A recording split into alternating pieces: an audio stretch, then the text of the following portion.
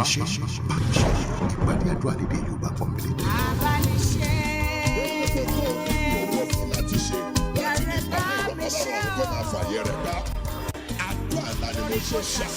Agbára Ọlọ́run ràn yín lùpàdé yìí pẹ̀lú iṣẹ́ àmì àti ìyanu lọ́kànjọ̀kan. Gbogbo ènìyàn tó ń wá síbẹ̀ ló ń jẹ́rìí sí agbára Ọlọ́run nítorí ogun tó ń ja ọmọ Oòduà kò bóyìnbó. Gbogbo tó nílò owó fún láti ṣe láti ní ìpàdé ìlọ́wọ́ Ọlọ́run kó máa fàyè rẹ̀ gbá. Bá mi ṣe o, ṣẹ̀rẹ̀ bá mi ṣe o, Olúọ̀run bá mi ṣe o, Akiriṣore bá mi ṣe o, Àkọ́dá ayé bá mi ṣe, Aṣẹ̀dá ọ̀run bá mi ṣe o, jọ̀wọ́ bá mi ṣe o. Bá mi ṣe o, Olúwa, ẹni ò bá ṣe ló ráyè gbé. Ó bẹ̀bẹ̀. Ẹ̀yin èèyàn mi ní Olúwa, mo kí yín káàbọ̀ sí ìpàdé bá mi ṣe tòní. Mo gba Ọlọ́run gbọ́ pé a ti ń gbádùn ìpàdé àdúrà yìí lọ́sẹ̀ọ̀sẹ̀. A mú wá sí ojú móhùnmáwòrán yín láti jẹ aládùn tọ́lọ́run ṣe nínú ìpàdé bá mi ṣe nínú ìjọ wa Mount Zion Christian Ministries International Freedom Arena ní gbogbo sátidé kejì àti sátidé kẹrin lóṣooṣù láàrin aago 9 sí aago 11 níbi tí àwọn èèyàn ti ń gbàgbà yọrí àdúrà. Ìwọ náà wá darapọ̀ mọ́ ogunlọ́gọ̀ àwọn ènìyàn bí ta ti ń fojúlówó èdè Yorùbá gbàdúrà torí pé ogun tó ń jọ ọmọ Oòduà kò gbóyìnbó. Bẹ́ẹ̀ tí ń bá wa lọ lónìí, ó gba Ọlọ́run gbọ́ pé ẹ̀yin lẹ̀rí kan lórúkọ Jésù. Ṣùgbọ́n jù bẹ́ẹ̀ lọ, lọ́wọ́lọ́wọ́ báyìí bí ètò yìí ṣe ń lọ, àwọn kan wà, àwọn àfàdúrà jagun wà, wọ́n ń retí ìpè wa láti gbàdúrà fún wa, láti gbà wá níyànjú. Lórúkọ Jésù yóò dára fún wa.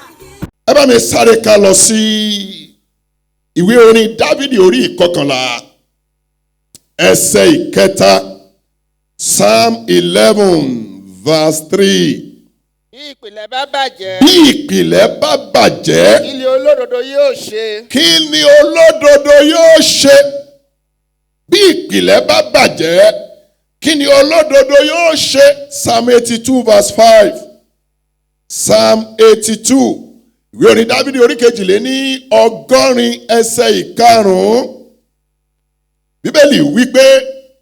Wọn kò mọ̀. Wọn kò mọ̀. Bẹ́ẹ̀ ni wọn kò fẹ́ kí òye kí ó yé wọn. Wọ́n rìn ní òkùnkùn. Gbogbo ìpìlẹ̀ ayé yẹ̀ ní ipò wọn. Ìpìlẹ̀ ayé yẹ̀ ní ipò wọn. Ìpìlẹ̀ wọn ń ṣàìsàn. Ìpìlẹ̀ ti bàjẹ́. Torí náà, kókó iṣẹ́ ìránṣẹ́ tàárọ̀ yìí mo pè ní àtúnṣe fún ìpìlẹ̀ mi. Àtúnṣe fún ìpìlẹ̀ mi. Àtúnṣe fún ìpìlẹ̀ ayé mi. Àtúnṣe fún ìpìlẹ̀ ìgbéyàwó mi, ìpìlẹ̀ òwò mi, ìpìlẹ̀ ẹ̀kọ́, ìpìlẹ̀ iṣẹ́ mi. Ìpìlẹ̀ túmọ̀ sí ibi tí ohun kan ti bẹ̀rẹ̀, olóyìnbó ń pè ní source or foundation. Ìpìlẹ̀ túmọ̀ sí orísun. Ìpìlẹ̀ túmọ̀ sí gbòǹgbò tó lóyìnbó ń pè ní root. Bí ìpìlẹ̀ bá ṣe rí ló ń ṣe òdiwọ̀n bí ìparí yóò ṣe rí. Yorùbá máa wí pé bí Sunday ó ṣe rí Sátidé la ti ń mọ̀. Wọ́n ní amúkun ẹrù rẹ̀ wọ́. Ó ní òkèlè ń wò ẹ ò wò sàlẹ̀. Bí ìpìlẹ̀ bá wọ́ ìparí ò lè tọ́. Bí ìpìlẹ̀ ò bá dára ìparí ò lè sunwọ̀n. Bí ìkorò bá wà nínú ìpìlẹ̀ ìparí ò lè dùn. Bí dọ̀tí bí àbàwọ́n bá wà nínú ìpìlẹ̀ ìparí ò lè mọ́. Bí gbòǹgbò ò bá dára èso tó máa ń tibẹ̀ jáde kò lè dùn. Jẹ́ ká ka Bíbélì. Ìwé Jákọ́bù olóyìnbó ń pè ní James. Jákọ́bù orí 3. Ẹ bá mi ka ẹsẹ̀ 11 àti 12. James chapter 3 verses 11 and 12. Jacob orí 3 ẹsẹ̀ 11 àti 12. Kí ni Bíbélì wí? Orísun aha máa sun omi tútù. Orísun aha máa sun omi tútù. Àti omiro jáde láti omiro jáde láti ojúsun kan náà wá bí. Orísun a lè máa sun omi tútù àti omiro láti orísun kan náà wá bí. ẹ̀yin ará mi, igi ọ̀pọ̀tọ́ hà lè so èso ólífì bí? Igi ọ̀pọ̀tọ́ wa lè so èso ólífì bí? Tàbí àjàrà lè so èso ọ̀pọ̀tọ́? Bẹ́ẹ̀ ni orísun kan kò lè sun omi ró àti omi tútù. Orísun kan ò lè sun omi tó korò àti omi tó dùn. Orísun kan ò lè sun omi tútù àti omi gbígbóná. Bí gbòǹgbò bá korò, èso rẹ̀ ó korò. Wọ́n máa sọ lódò yìí pé the roots affect the fruits. Bí ìpìlẹ̀ ìrìn àjò bá dára, ìfalẹ̀ ló máa ń gbẹ̀yìn irú ìrìn àjò bẹ́ẹ̀.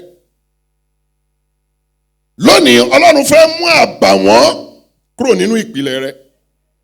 Ọlọ́run fẹ́ ṣe àtúnṣe sí àwọn ìpìlẹ̀ tó bàjẹ́. Mo sọ pé Ọlọ́run ní ọlọ́kàn. Ohun gbogbo tó bà ìpìlẹ̀ rẹ jẹ́, tó sọ ìpìlẹ̀ dáradára di rádaràda, lónìí Ọlọ́run àtúnṣe kó máa tún wọn ṣe. Jẹ́ ká sáré wo ohun méje tó ń bà ìpìlẹ̀ jẹ́. Ohun méje. Ohun àkọ́kọ́ ni mo pè ní ẹ̀ṣẹ̀. Ẹ̀ṣẹ̀ a máa bà ìpìlẹ̀ jẹ́. Ẹ̀ṣẹ̀ a máa bà ìpìlẹ̀ jẹ́. Ìwé Jeremiah orí 5 ẹsẹ̀ 25 wípé, Jeremiah chapter 5 verse 25, àìṣedéédéé yín ti yí gbogbo ohun wọ̀nyí padà, àti ẹ̀ṣẹ̀ yín ti fa ohun rere sẹ́yìn kúrò lọ́wọ́ yín. Ẹ̀ṣẹ̀ gbogbo àìṣòdodo ní ẹ̀ṣẹ̀. Irọ́ ẹ̀ṣẹ̀ ni. Èké ẹ̀ṣẹ̀ ni. Yorùbá tiẹ̀ wípé bí a bá fi èké tẹ́lẹ̀ òru yóò rù paná. Yorùbá wípé ilé tá a bá fi itọ́ mọ́ ìrì ni ó wó. Yorùbá tún wípé ìyàwó tá a fẹ́ lágbo ojó. Hallelujah. Ilé tá a fi jìbìtì kọ́ ò lè tọ́jọ́. Bẹ́ẹ̀dì tá a fowó jìbìtì rà, ó wá lò ńlá lè egun lé ọ. Ẹ̀ṣẹ̀ ti fa kí ìpìlẹ̀ ọ̀pọ̀lọpọ̀ bàjẹ́. Ṣùgbọ́n láàárọ̀ yìí, Ọlọ́run aláàánú wà nínú gbọ̀ngàn yìí. Gbogbo ẹ̀ṣẹ̀ tó bà ìpìlẹ̀ ẹnikẹ́ni jẹ́ lábẹ́ ohùn mi, Ọlọ́run àánú kó máa ṣàánú fún wa. Ṣàmì dáadáa. Mo ní kó ṣàmì bí ẹni tó gbàgbọ́. Ẹ̀ṣẹ̀ ẹ̀tàn, ẹ̀ṣẹ̀ àgbèrè, ẹ̀ṣẹ̀ ohun gbogbo tó Ọlọ́run kórìíra lọ́pọ̀lọpọ̀ wá fi tẹ́lẹ̀ iṣẹ́, la fi tẹ́lẹ̀ ayé, la fi tẹ́lẹ̀ ìgbéyàwó. Ọlọ́run àtúnṣe yóò fàánú darí gbogbo ọkàn tó ń gbọ́ mi láàárọ̀ yìí. Ohun kejì tó ń ba ìpìlẹ̀ jẹ́, òun ni àìgbọ́ràn. Abraham fi àìgbọ́ràn ó fi mú Lọ́ọ̀tì dání. Ọlọ́run pè Abrahamu nínú ìwé Genesis orí 12 ẹsẹ̀ 1 sí 4. Genesis chapter 12 verses 1 to 4. Ọlọ́run sọ fún Abrahamu, jáde kúrò ní ilé bàbá rẹ, kúrò ní ilẹ̀ rẹ, kúrò láàrin àwọn ènìyàn rẹ sí ilẹ̀ tẹ́mi ó fi hàn ọ́. Ẹsẹ̀ 4 wípé Abrahamu sì jáde, ó sì mú Lọ́ọ̀tì dání. So láti ìbẹ̀rẹ̀ ìrìn àjò Abrahamu di Lọ́ọ̀tì ti farahàn, ìrìn àjò ti wọ́. Ìpìlẹ̀ ìrìn àjò ti wọ́ nítorí àìgbọràn. Àfìgbà a ya Lọ́ọ̀tì kúrò, ìrìn àjò rẹ̀ tó yá. Ó mọ ìtàn Jónà. Jónà fi àìgbọràn bẹ̀rẹ̀ ìrìn àjò. Ọlọ́run sọ fún Jónà nínú ìwé Jónà orí 1 ẹsẹ̀ 4, ó ní wá dìde lọ sí Nínéfè, igbe wọn ti dọ́dọ̀ mi, wá lọ wàásù fún wọn. Ṣùgbọ́n bóyá nítorí Nínéfè ò lówó, torí kò sí ọrọ̀ ní Nínéfè, Jónà wá wo Táṣíṣì, ìlú ọlọ́rọ̀, ìlú olówó.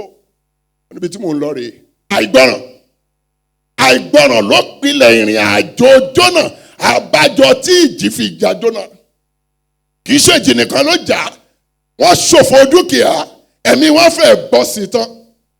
Ṣùgbọ́n lónìí kọ́rọ̀ rẹ̀ tó yíwọ́, mo sọ ní orúkọ Olúwa, Ọlọ́run aláàánú yóò dá sí ọ̀rọ̀ rẹ̀. Ṣàmì dáadáa. Kí dúkìá rẹ̀ tó ṣòfò, kẹ́mi rẹ̀ tó bọ́ sínú làálàá yìí, lórúkọ Jésù, Ọlọ́run àánú nínú ìpàdé yìí lónìí yóò dìde sí ọ̀rọ̀ rẹ̀. Ohun kẹta tó ń ba ìpìlẹ̀ jẹ́, òun ni àsọtẹ́lẹ̀ ibi. Evil prophecy. àsọtẹ́lẹ̀ wo ló ti jáde sínú ìpìlẹ̀ iṣẹ́ rẹ, ìpìlẹ̀ ìgbéyàwó rẹ, ìpìlẹ̀ owó rẹ tí ò jẹ́ kó ń gbogbo lọ síwájú? Àsọtẹ́lẹ̀ wo? Ṣọ́ra, ta ló ń sọtẹ́lẹ̀ sínú ayé rẹ? Níbo ló ń tojú bọ̀, níbo ló ń dé? Ta ló ń fẹ̀mí òdì sọtẹ́lẹ̀ rí ìran òdì sórí ọ̀rọ̀ rẹ? Ó dúró lórí Kristi àgbàtà ayérarọ̀ rẹ̀ yìí. Gbogbo àsọtẹ́lẹ̀ òdì tó tẹ́lẹ̀ ìbí ẹnikẹ́ni, tó tẹ́lẹ̀ iṣẹ́ ẹnikẹ́ni, tó tẹ́lẹ̀ òwò ẹnikẹ́ni, tí ò jẹ́ kí ayé rẹ̀ tọ́ bó ṣe yẹ, lónìí ẹ̀jẹ̀ Jésù kó máa pa á rẹ́. Ṣàmì dáadáa. Mo ní kó ṣàmì bí ẹni tó gbàgbọ́. Ohun kẹrin tó farapa òun ni gbólóhùn ibi.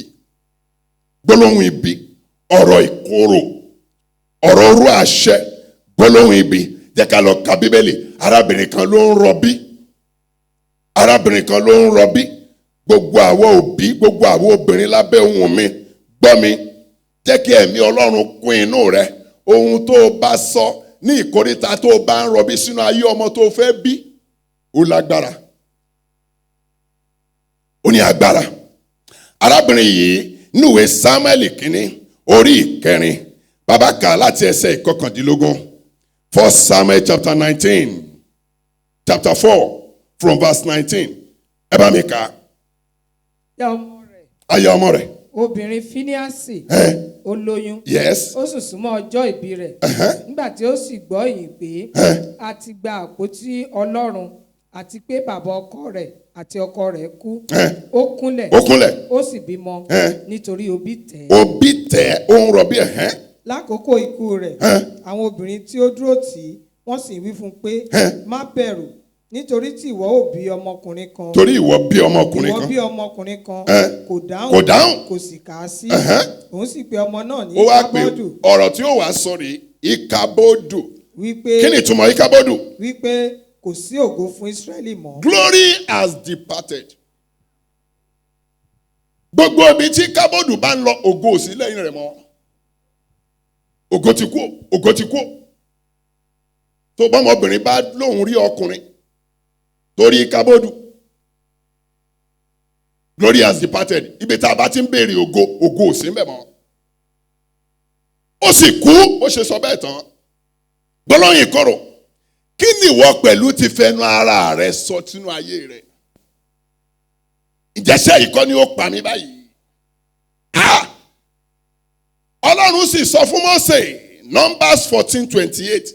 Ó ní wí fún àwọn èèyàn yìí pé ohun tí èmi gbọ́ tán sọ létí mi lèmi ó ṣe. Lèmi ó ṣe. Ó dé ìlú òyìnbó, àṣà táwọn èèyàn ń dá. Ó ní pé London is hard. Wọ́n náà ń sọ bó bá ló hard yóò hard o. Mo sọ fún ẹnìkan jò ní, má sọ pé o wá fàṣẹ nílùú yìí mọ́. Bó bá lọ wá fàṣẹ, Ọlọ́run ó fún ọ níṣẹ́ láti fà. Iṣẹ́ mo wá fà, ó fà á. Hallelujah. Gbólóhùn ibi ó ń bá ìpìlẹ̀ ọ̀pọ̀lọpọ̀ jẹ́. Wọ́n mọ̀ níròyìn ayọ̀ fún ọ. Ìwé ẹkún Jeremiah orí 3 ẹsẹ̀ 17. Lamentation 3:37. Ó ní ta ní sọ̀rọ̀ tí sì ṣẹ nígbà tí Ọlọ́run kò pàṣẹ rẹ̀. Gbogbo ọ̀rọ̀ orú àṣẹ, gbogbo ọ̀rọ̀ ìkorò tó lè ti jáde sínú ayé rẹ, sínú iṣẹ́ rẹ, sínú ìgbéyàwó, sínú òwò, síwájú ìlú òyìnbó tó wà láti ìbẹ̀rẹ̀ pẹ̀pẹ̀, lónìí lórúkọ Jésù, ẹ̀jẹ̀ Jésù kó máa pa rẹ́. Mo ní kó máa di asán. Ṣàmì dáadáa. bá mi ṣe ìpàdé àdúrà lédè Yorùbá pọ́nbélé tó máa ń wáyé ní sátidé kejì àti ẹ̀kẹrin nínú oṣù láago 9 sí 10 láàárọ̀ kùtùkùtù. Agbára Ọlọ́run rìn nínú ìpàdé yìí pẹ̀lú iṣẹ́ àmì àti ìyanu lọ́kànjọ̀kan. Gbogbo ènìyàn tó ń wá síbẹ̀ ló ń jẹ́rìí sí agbára Ọlọ́run nítorí ogun tó ń ja ọmọ Oòduà kò bóyìnbó. Ẹ ta tara ṣàṣà kẹ́ wá sí ìpàdé àdúrà tó lágbára yìí. Orin ìyìn àti ògo ẹ̀mí tó rinlẹ̀, àdúrà tí ó borí ogunkógun tó bá dojúkọ àti ìjìnlẹ̀ ìṣítí ọ̀rọ̀ láti orí ìtẹ́ ẹ̀mí mímọ́ ní èdè Yorùbá. Wá kí a jọ darapọ̀ pẹ̀lú ogunlọ́gọ̀ àwọn èèyàn tí ó wá sí gbàgede àdúrà yìí káàkiri àgbáyé láti gbóhùn àdúrà àti ìyìn sókè sí Olúwa wa. Gbogbo òkè ìṣòro rẹ yóò di pẹ̀tẹ́lẹ̀. Ó dá mi lójú agbára Ọlọ́run yóò bùyọ nínú ayé rẹ. Ẹni àmì òróró Pásítọ̀ Débọ̀ Adégòkè ni yóò máa darí ètò. Fọwọ́n tuntun gbogbo ipá àti agbára gbogbo agbára mídíánì. Àdúrà bá mi ṣe ní Mount Zion Christian Ministries International, Freedom Arena, number 2, North Road off White Hart Road, Plumstead, London, SE 181DG. Fún ẹ̀kúnrẹ́rẹ́ àlàyé, ẹ lọ sí wẹ́bsáìtì wa www.freedomarena.org.uk tàbí kí ẹ kọ̀wé sí wa ní info@freedomarena.org.uk. Lẹ́ẹ̀kan sí, Sátidé kejì àti ẹ̀kẹrin nínú oṣù ni àdúrà bá mi ṣe yóò máa wáyé láago 9 sí 11 láàárọ̀. Ìgbà náà láwọn máa pariwo sóluwa wa tí wọ́n yóò sì máa gbọ́ àdúrà wa. Bá mi ṣe wá kí o sì rí iyì. Jésù lolúwa. Isaiah 54 a fẹ́ lọ gbàdúrà. Isaiah 54 ẹsẹ̀ ìkọkànlá. Nítorí ní ti yín fi bẹ̀rẹ̀. Ìwọ ẹni tí a ń pọ́n lójú tí a sì ń fi ìjì gbá kiri. Ìwọ ẹni tá a pọ́n lójú tá a ń fi ìjì gbá kiri. Tí a kò sì tù nínú. Wò Wò ó. èmi ò fi Tìró. èmi ò fi tìró tẹ́ òkúta rẹ. Èmi ò sì fi sáfírè Fi ìpìlẹ̀ rẹ lélẹ̀. Èmi ò fi sáfẹ́rẹ̀ òkúta tí ò ṣe é mì. Òkúta dáradára ni sáfẹ́rẹ̀. Ohun tó dá lọ́lọ́run lóhun ó fi ìpìlẹ̀ rẹ lélẹ̀. Ẹ kà síwájú. Èmi ò fi rúbì ṣe ṣóńṣó ilé rẹ. Èmi ò sì fi òkúta dídán ṣe Àsẹ̀ rẹ̀. àsẹ̀ rẹ̀. Èmi ò sì fi àwọn òkúta Àṣàyàn. ṣe agbègbè rẹ̀. A ó sì kọ́ gbogbo Àwọn ọmọ rẹ láti ọ̀dọ̀ Olúwa wá. Àlàáfíà àwọn ọmọ rẹ yóò sì pọ̀ sí i. Mo rò pé ó ṣàmì ni. Ẹ wá gbọ́ ohun tó sọ ní ẹsẹ̀ kẹrìnlá. Nínú òdodo lẹ́yà ó sì fi ìdí rẹ̀ múlẹ̀. la ó fi ìdí rẹ múlẹ̀. Ìwọ ó jìnnà sí ìnira nítorí ìwọ kì yóò bẹ̀rù àti sí ìfòyà nítorí kì yóò súnmọ́. Lónìí àtúnṣe ó dé bá ọ̀rọ̀ rẹ. Ìrìn àjò rẹ ó yá. Ògo Ọlọ́run ó farahàn. Lórúkọ Jésù bẹ́ẹ̀ ni kórí. Dìde lórí ẹsẹ̀ rẹ a fẹ́ gbàdúrà. Àtúnṣe fún ìpìlẹ̀ mi. Jọ̀wọ́ mo fẹ́ ká gbàdúrà yìí látọkàn wá. Irú àdúrà tí Jábésì gbà kì í ṣe àdúrà oh Lord you say. No, a fara ya gbàdúrà láàárọ̀ yìí. Yóò bá níjó tó bá káni lára. Andy kúkú jó ni. Bíbi tó bá wà bá há bọ́ sí gbàgede àárín. Rí i pé òun gbàdúrà. Isaiah 45 jẹ́ ká ti bẹ̀bẹ̀rẹ̀ ẹsẹ̀ kejì. Ó ní èmi ó lọ síwájú rẹ̀. Èmi ó sì sọ bí wíwọ́ wọn nìdí títọ́. Hallelujah. Mo fẹ́ kó gbàdúrà Olúwa. Gbogbo ohun tó wọ́ nínú ọ̀rọ̀ mi láti ìbẹ̀rẹ̀. Olúwa fi ọwọ́ agbára rẹ fi tún wọn ṣe lónìí. Lórúkọ Jésù gbàdúrà. Ọlọ́run alágbára. Ohun gbogbo tó wọ́ nínú ọ̀rọ̀ mi láti ìbẹ̀rẹ̀. Fọwọ́ agbára rẹ tún wọn ṣe lónìí. Ohun gbogbo tó wọ́ nínú ọ̀rọ̀ ayé mi, nínú ọ̀rọ̀ àwọn ọmọ mi, nínú ọ̀rọ̀ ìgbéyàwó, nínú ọ̀rọ̀ iṣẹ́ ìránṣẹ́ mi láti bẹ̀rẹ̀. Fọwọ́ agbára rẹ tún wọn ṣe. Gbàdúrà fún àwọn ọmọ rẹ. Gbà fún iṣẹ́ rẹ. Gbà fún òwò rẹ. Ohun gbogbo tó wọ́ lórí ọ̀rọ̀ ẹ̀kọ́ àwọn ọmọ mi láti ìbẹ̀rẹ̀. Fọwọ́ agbára rẹ tún wọn ṣe lónìí. Níbi tọ́rọ̀ mi ti wọ́ wá. Níbi tí wíwọ́ ti wọnú ayé mi. Fọwọ́ agbára rẹ tún ṣe lónìí. Ó wá gbàdúrà jọ̀ọ́ gbàdúrà. Yes. Níbi tí ọ̀rọ̀ àwọn ọmọ mi ti wọ́ wá lọ́kùnrin lóbìnrin. Fọwọ́ agbára rẹ tún wọn ṣe lónìí Olúwa. Níbi tí ọ̀rọ̀ ìgbéyàwó mi ti wọ́ wá láti ìbẹ̀rẹ̀. Ọ̀rọ̀ iṣẹ́ ìránṣẹ́ mi. Olúwa fọwọ́ agbára rẹ tún ṣe lónìí.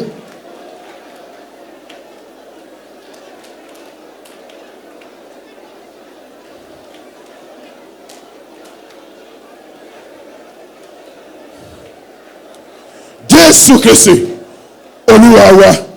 Jésù Olúwa wa. Nínú ìwé àwọn ọba kejì orí kejì láti ẹsẹ̀ 19 a mú Èlíṣà lọ sí orísun ìtẹ̀dó Jẹ́ríkò ibi tí wàhálà ti bẹ̀rẹ̀. Ó ní ẹ mú mi lọ sórísun, ẹ mú àwòkòtò wá àtiyọ̀. Ó lọ sí orísun. Fẹ́ kó gbàdúrà. Olúwa sọ̀kalẹ̀ lọ sí orísun ayé mi lónìí. ṣe àwòtán ohun gbogbo tó bàjẹ́ níbẹ̀. Olúwa pé ó yá orúkọ Jésù gbàdúrà. Ọlọ́run alágbára sọ̀kalẹ̀ sọ̀kalẹ̀ sọ̀kalẹ̀ lọ sí orísun ayé mi, sọ̀kalẹ̀ lọ sí orísun iṣẹ́ ìránṣẹ́ mi, sọ̀kalẹ̀ lọ sí orísun ayé aya mi, orísun ayé àwọn ọmọ mi. Ṣe àwòtán ohun gbogbo tó ti bàjẹ́, ohun gbogbo tó ti bàjẹ́ ṣe àwòtán rẹ̀, ṣe àwòtán rẹ̀, ṣe àwòtán rẹ̀. Sọ̀kalẹ̀ lọ sí orísun iṣẹ́ ìránṣẹ́ mi, sọ̀kalẹ̀ lọ sí orísun òwò mi, orísun ayé àwọn ọmọ mi, orísun ìdílé wa, sọ̀kalẹ̀ lọ síbẹ̀. Ṣàwòtán ohun tó ti bàjẹ́ níbẹ̀. Mo rò pé ó ń gbàdúrà. Gbà fún iṣẹ́ rẹ, gbà fún ìdílé rẹ, gbà fún òwò rẹ.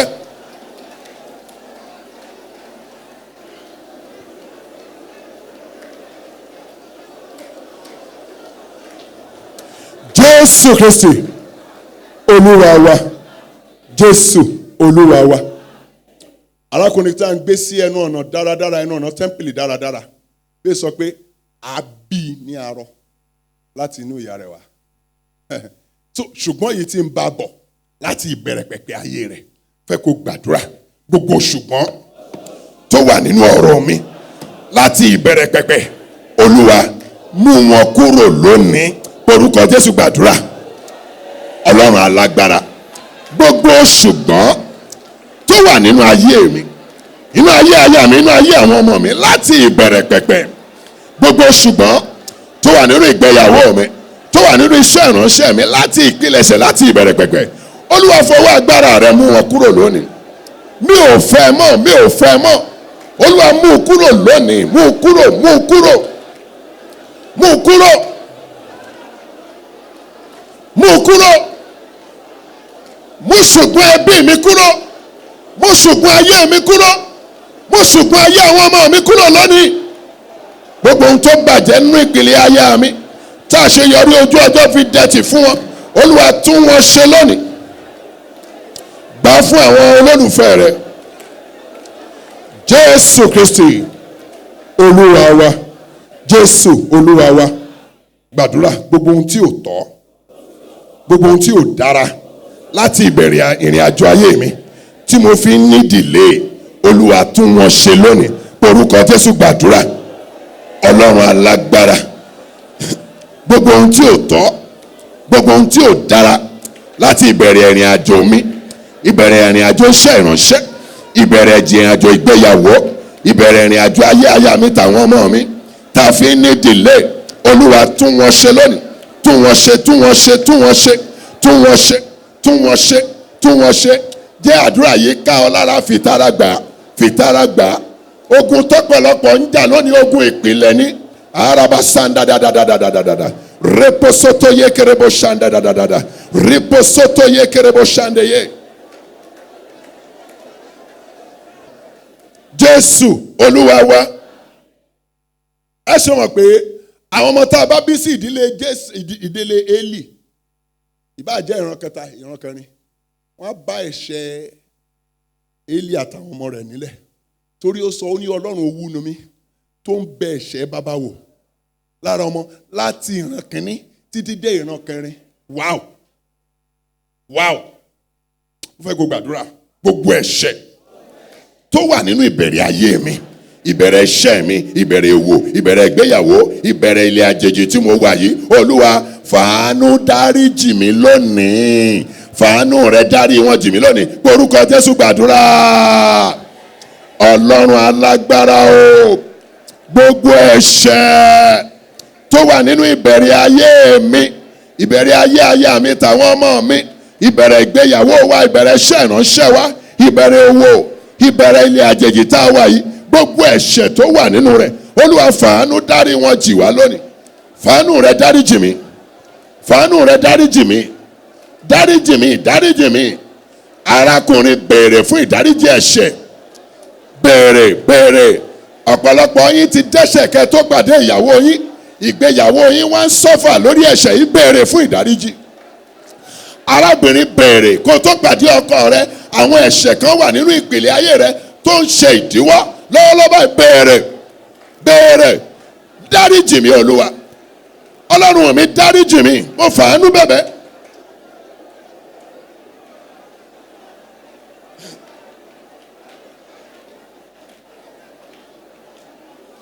Jésù Kristi Olúwa wa.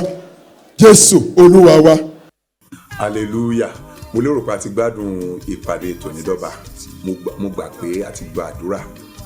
Ọlọ́run tó ń gbọ́ àdúrà ní Freedom Arena ó ti gbọ́ àdúrà díẹ̀ náà. Ẹ̀rí rẹ̀ ló kù.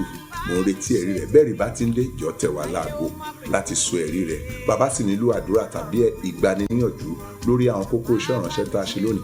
Àwọn àfàdúrà jagun wà ní inú ọ́fíìsì wa lọ́wọ́lọ́wọ́ báyìí tó ń retí ìpè rẹ̀ tẹ̀ wá láago. A ó gbàdúrà fún ọ, a ó sì gbà ọ́ níyànjú. Pàápàá jùlọ ẹ darapọ̀ mọ́ wa nínú ìjọ wa ibi tá a ti ń ṣe ìpàdé yìí ní sátidé kejì àti sátidé kẹrin láàrin aago 9 sí aago 11 yóò dára fún wa lórúkọ Jésù. Bàbá wa nílò odidi iṣẹ́ ìránṣẹ́ tá a gbọ́ tán lónìí. A lè pe aago àtẹ̀wá láago lórí fóònù nọ́mbà tó wà ní ojúmọ́wòmọ́wòrán wa. Wọ́n ó ṣàlàyé fún wa bá ó ṣe ríra. Yóò dára fún wa lórúkọ Jésù. Mo gbàgbọ́ pé ẹ gbádùn ètò tòní.